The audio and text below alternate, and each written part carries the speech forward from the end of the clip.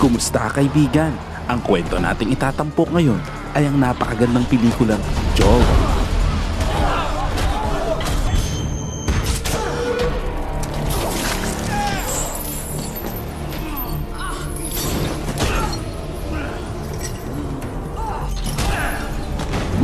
Nagsimula ang kwento sa pagpapakita sa isang batang nagngangalang Lindy Lewis. Sa kanyang murang edad, nagkaroon ito ng isang traumatikong kabataan dahil sa kakulangan ng pangangalaga mula sa kanyang mga magulang. Ang kanyang mga trauma ay lumala sa paglipas ng panahon at siya ngayon ay nagdurusa mula sa intermittent explosive disorder. Ito ay isang sakit na hindi niya kayang kontrolin sa tuwing siya ay nagagalit. It was no use to anyone. Her life as a human, the results were mixed. Matapos tumaan sa maraming bigong paggamot, ipinadala siya sa isang military training upang matutunan niyang kontrolin ang kanyang galit. Ngunit ang resulta nito ay hindi naman nagbago katulad ng una.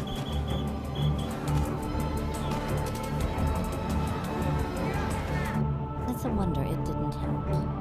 Of course, all these learn not to piss her off. It was up and throw away the key.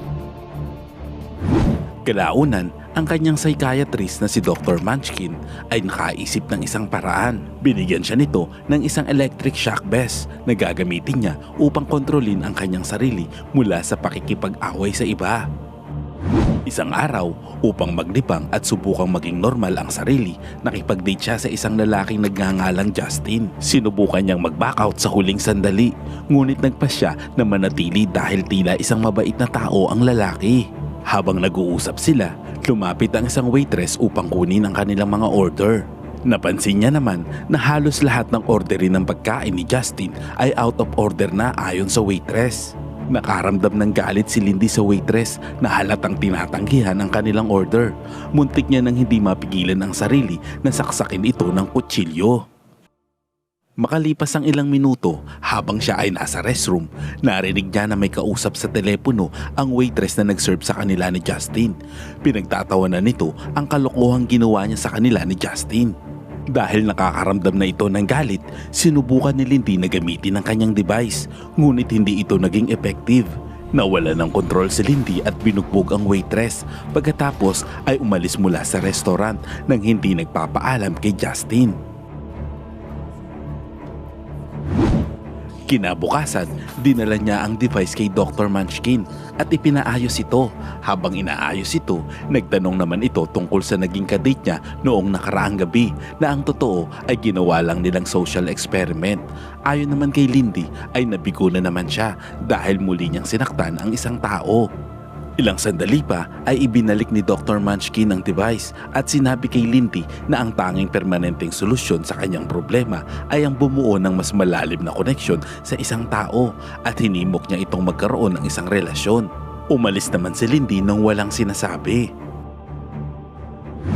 Bagamat wala siyang plano na makita muli si Justin, bigla niya itong tinawagan at hiniling na muli silang magkita. Sa kanilang sumunod na pagkikita, nagkasundo sila at ibinahagi niya ang kanyang hilig sa pagkuha ng litrato. Pagkatapos ay nagpunta sila sa kanyang kondo kung saan sinubukan siyang halikan nito, ngunit bigla siyang nainis dahil iniisip niya na baka masaktan niya ito. Ilang sandali pa, nalaman din ni Justin ang tungkol sa kanyang vest, ngunit hindi nito pinansin iyon at nagpalipas sila ng gabi na magkasama. Pagkagising kinabukasan, nakatanggap siya ng regalo mula kay Justin at nagulat siya nang makitang kamera ito. Tuwang-tuwa si Lindy sa sorpresa nito at pagkatapos niyang pasalamatan ito sa regalo, tinanong naman nito ang tungkol sa kanyang medical vest at tubiling ibinahagi naman nito ang tungkol sa kanyang karamdaman. Pagkatapos ay hiniling niya dito na manatili ng mas matagal, ngunit sinabi nitong kailangan niyang mag-report pabalik sa kanyang opisina kung saan nagtatrabaho ito bilang accountant. Ngunit bago ito umalis ay inimbitahan niya itong mag-dinner sa kanyang kondo. Sa ibang eksena, masayang-masaya si Lindy sa kanyang nararamdaman. Hindi niya inaasahan ang saya na kanyang naranasan na mapalapit sa isang tao. Tuwang-tuwa din siya nang makita si Dr. Munchkin upang ibahagi ang kanyang kaligayahan. Masaya siya dahil hindi niya na nagamit ang kanyang device ng nagdaang gabi. Iniisip niya na kung gagana ang kanilang relasyon, maaaring hindi niya na ito kailanganin pa. Pagkatapos bisitahin ng kanyang doktor, ginugol niya ang araw sa pagkuha ng mga larawan gamit ang kanyang bagong kamera. Habang naghahanda ng kanilang dinner, nakatanggap siya ng mensahe mula kay Justin na nagsasabi na maaaring malate ito ng dating. Ilang oras ang lumipas, nakatanggap si Lindy ng isang tawag mula sa isang detective na nagngangalang Vickers. Pinaalam nito sa kanya ang tungkol sa pagpatay kay Justin. Nagulat siya at nabigla sa sinabi nito, kaya't nagmadali itong pumunta sa istasyon ng pulisya. Sinabi sa kanya ni Detective Vickers at Detective Niven na natagpuan ang bangkay ni Justin sa isang dumpster. Habang nakikipag-usap si Lindy sa mga ito, naramdaman niya na hindi ito gaanong interesado sa kaso ni Justin, kaya't umalis siya sa opisina at nagpa siyang mag-imbestiga ng sarili. Ilang araw ang lumipas, dumalo siya sa libing ni Justin at nagdalamhati sa pagkamatay nito. Inalala niya ang maikling panahon na nagkasama sila. Matapos hindi makontrol ang kanyang emosyon, muli siyang nakipagkita kay Dr. Munchkin at galit na galit. Agad naman siyang binigyan ng gamot na pampakalma upang mapatahimik siya. Sa kanyang paggising, ikinuwento nito ang tungkol sa nangyari kay Justin at pinaghihinalaan niyang maaaring sangkot ang nag-iisang kliyente nitong si Barry sa pagkamatay nito. Sinubukan naman na ilihis ng doktor ang kanyang isip at sinabi sa kanya na hayaan na ang mga pulis na gawin ang kanilang trabaho. Ngunit nakapagpasya na si Lindy na gawin ang mga bagay sa kanyang sariling mga kamay. Sa kabila ng pagpigil sa kanya ni Dr. Munchkin dahil iniisip nitong maaari siyang makapatay ng tao, nagpasya pa rin si Lindy na ituloy ang kanyang plano at umalis sa klinika matapos niya itong pagbantaan. Pagdating sa kanyang bahay, tinawagan niya si Detective Vickers upang imbitahan na pumunta sa kanyang bahay ng mga oras na iyon. Paglabas ng mga ito sa opisina, pumasok siya sa gusali at ninakaw ang mga gamit ni Justin sa evidence room. Mula sa kanyang wallet, nakakuha niya ang address nito at binisita ang kanyang apartment upang makahanap ng anumang mga ebidensya. Pagdating niya sa bahay ni Justin, nag-ikot-ikot siya habang tinitignan ang paligid. Sa mga oras na iyon, biglang tumawag si Vickers sa kanya at nagalit ito dahil sa ginawa niyang pagpasok sa opisina nang walang paalam. Sinabi din nito na gusto siyang arestuhin ng partner nito na si Nivens. Bagamat nagagalit ito, binigyan pa siya nito ng isa pang pagkakataon. Ipinaalam nito sa kanya na papunta na si Nivens sa lugar na iyon. Pagkatapos marinig ang sinabi ng detective, mabilis na umalis si Lindy sa apartment. Ngunit nadatnan na siya ni Nivens sa pintuan. At sinabing sospek siya sa pagpatay at balak siyang dalhin sa istasyon ng pulisya. Nang mga sandaling iyon, habang nasa linya pa ng telepono si Vickers, sinabi ito ni Lindy kay Nivens sabay hagis ng telepono sa kanya. Sinamantala iyon ni Lindy at mabilis na tumakas. Mula sa parking lot, ninakaw niya ang McLaren ni Justin at nagmamadaling lumabas ng gusali.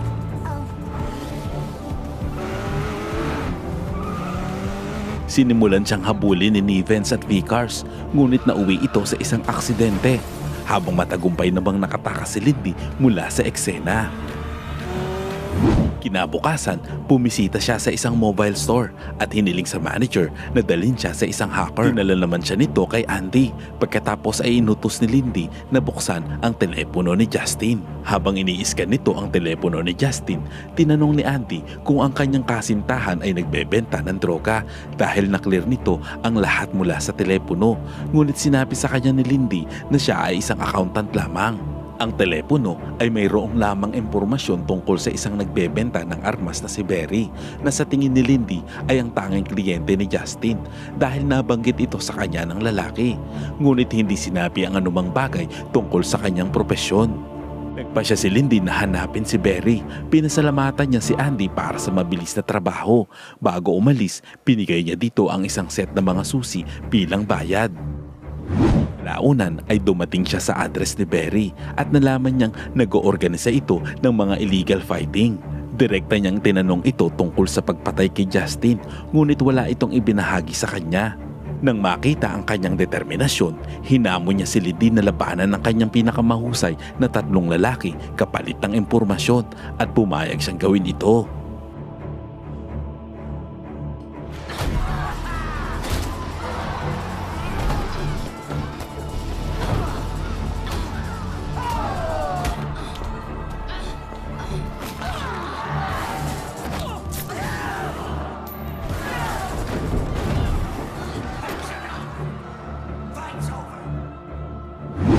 Ilang oras ang lumipas natapos ang laban ng talunin ni Lindy ang 3 tauhan nito. Inihayag naman ni Barry ang resulta at sinama siya nito sa pag-alis.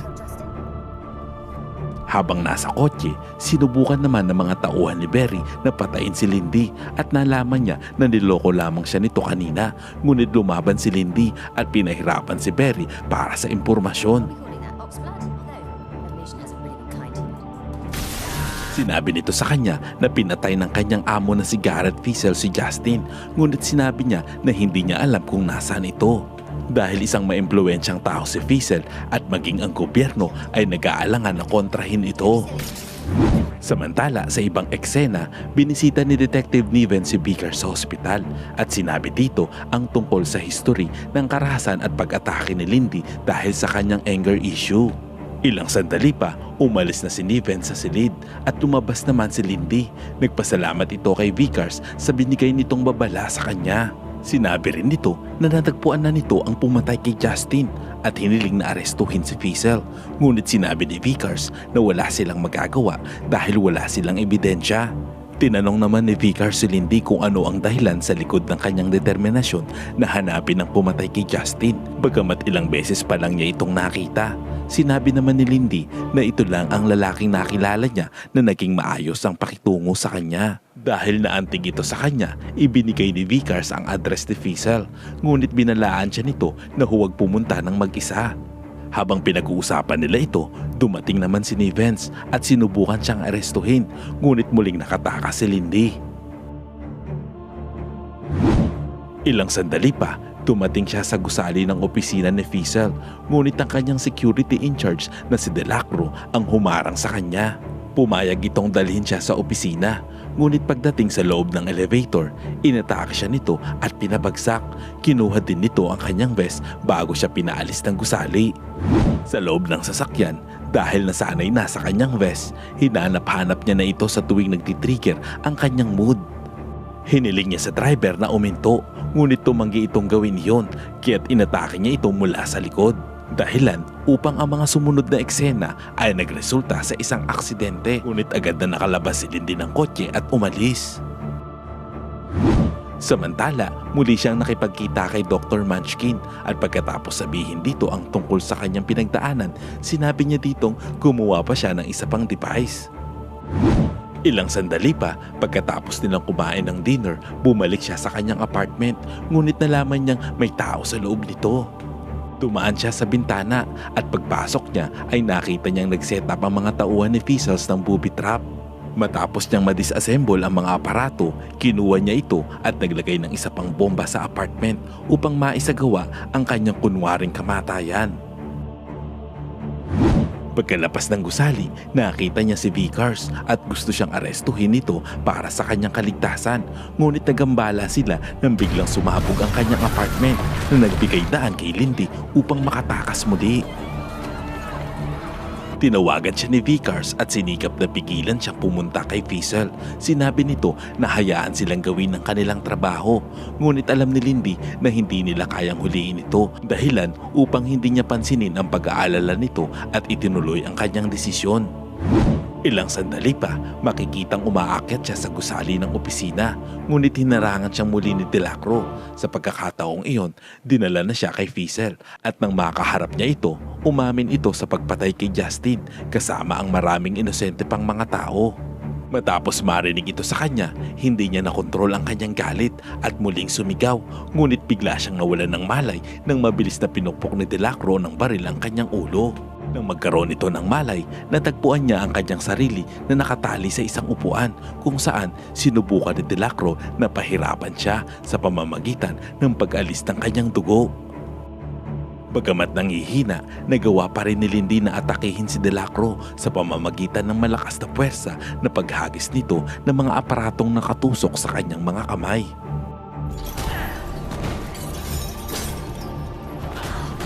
Katapos mapalaya ang kanyang sarili, kinuha niya ang lokasyon ng opisina ni Fiesel. Matapos bugbugin ng mga security guard sa kanyang mga dinaanan, nakarating siya sa opisina nito. Ngunit nagulat siya nang makita na patay na ito sa pamamagitan ng pagbaril sa ulo nito. Bago pa niya maisip ang buong pangyayari, laking gulat niya nang makita si Justin mula sa sulok ng silid. Pumapalakpak ito at hinangaan ang kanyang trabaho at sa sandaling iyon, si Lindy ay hindi makapaniwala na buhay pa ito dahil siya mismo ay tumalo sa libing ng lalaki. Nang makita ni Justin na hindi makapaniwala si Lindy, inahayag nito na siya ay isang CIA agent na ginamit lamang si Lindy upang makaharap si Fiesel dahil ayaw nilang direktang masangkot ang kanilang mga sarili dito.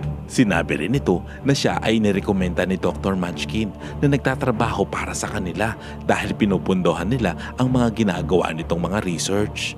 Dahil sa kanyang mga narinig, nagalit si Lindy dito. Sinubukan naman siyang patayin ni Justin gamit ang electric shock habang sinasabi nito na palalabasin nilang nagpakamatay siya. Ngunit ang mga aparato ay hindi na gumagana sa kanya dahil siya ay naging resistant na dito. Muli siyang bumangon at inihagis ang dala niyang bag dito at pagkatapos ay nagmadaling lumabas ng gusali. Hindi maintindihan ni Justin ang kanyang mga kilos. Huli na nang ma-realize nito na kung ano ang laman ng bag. Sumabog ito ng malakas dahilan upang siya ay mamatay.